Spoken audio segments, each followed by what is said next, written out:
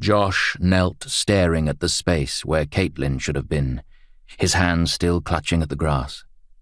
He could smell her perfume lingering in the air, feel the warmth of her body on the flattened ground. Instinctively he hit the rewind on his tachyon, and the world around him spun back 2 minutes. It made no difference. She was still gone, and there was no stable trail to follow. He couldn't bring himself to leave that moment, even though his instincts were screaming to follow, to take action, to pursue the smallest trace of her. His heart told him to stay, to wait, just in case she came back. The sound of Sun Tzu's cavalry came thundering across the valley.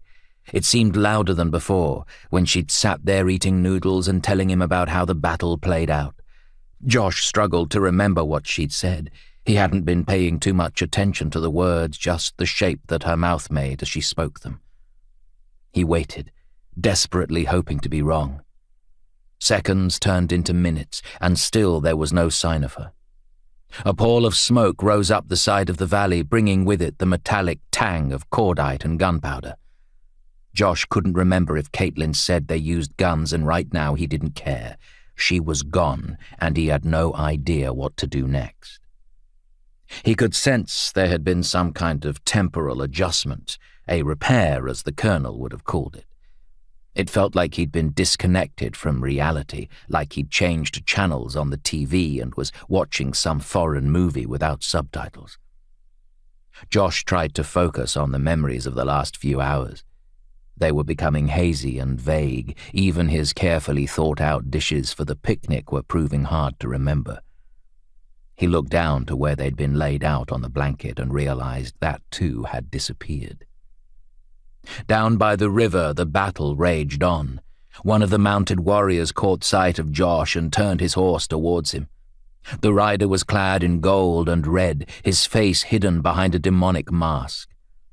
The sun glinted off the plates of his armor as they bounced rhythmically against the horse's flanks, his hand a blur as it whipped his mount into a charge.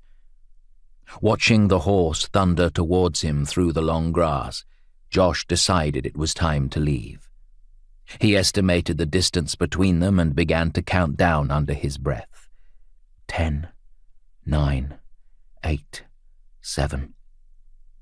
He looked around once more, feeling the drum of the hooves tearing up the ground as the horse bore down on him.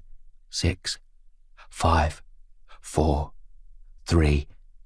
Josh opened his tachyon and dialed the coordinates for the Colonel's house, present day.